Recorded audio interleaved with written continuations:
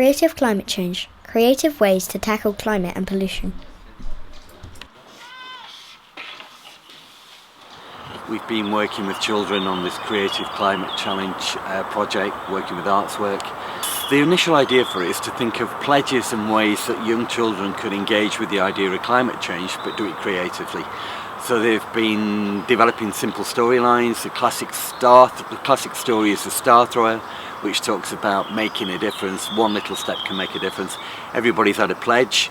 The pledges have been put up in the trees around this woodland area. We turned those ideas into mini animations. We turned them into music and sound. But the idea is they go away with a pledge. They've decided they won't use plastic so much. They maybe take a walk in nature more. They walk to school. They don't use plastic bottles in school. All of them added up to the same thing, making a difference. These are my pledges. So it's like using the bus, growing vegetables, using our bikes, using less plastic, sharing a car, which we already do, pick up litter, which I made that pledge in reception and making it again, but I depended on a pen. We can get a photocopy for the notes on the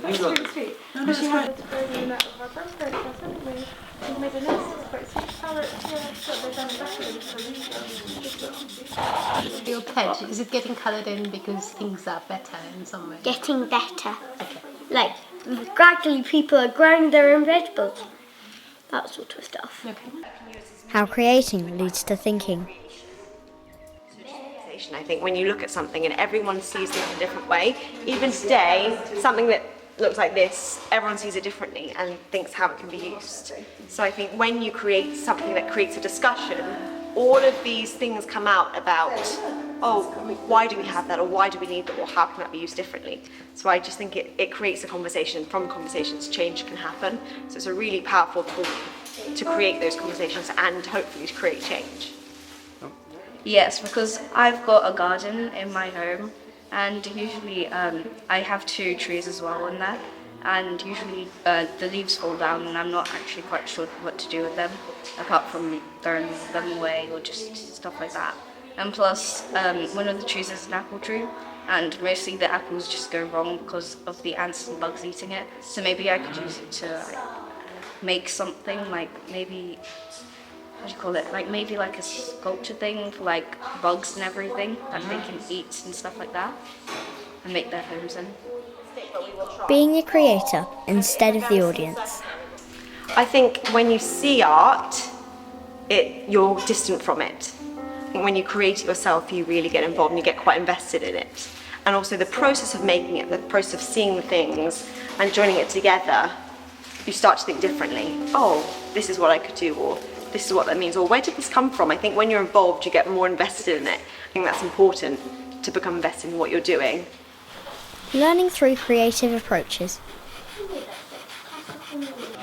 In school, basically, she was learning for the term, and every day she would come home and I said, because I have a book where the teacher, her one-to-one teacher would write, we're learning about climate change. And I would ask her a question, and she would never be able to answer anything, apart of like something is melting. She had a vague idea.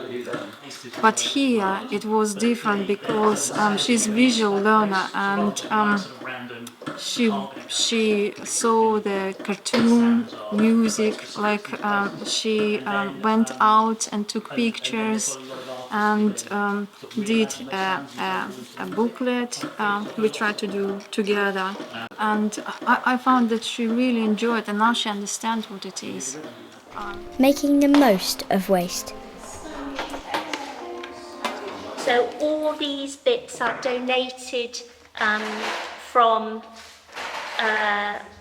factories and organisations that have just got waste that they need to get rid of, and they want to do it environmentally, and so they donate it to scrap stores, and then we go and use it creatively. So this would have been from a textile factory, and it held the thread to go on the bobbin. This, I believe, is used in operating theatres to hold tubing into while people are being operated on.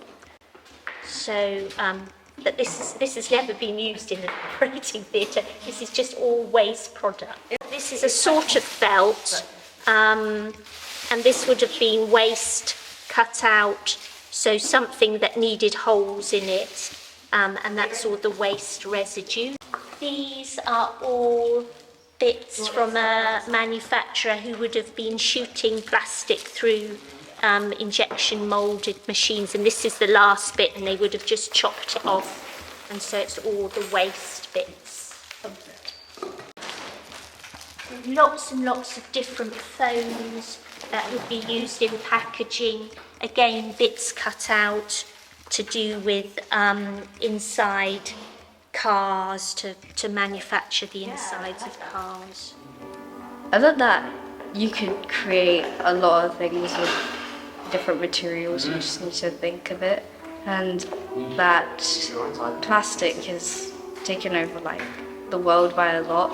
Even though lots of people think it's really good, it actually could be quite bad, but if you reuse them, then you can make them into something beautiful again, and hopefully something that you don't have to throw away.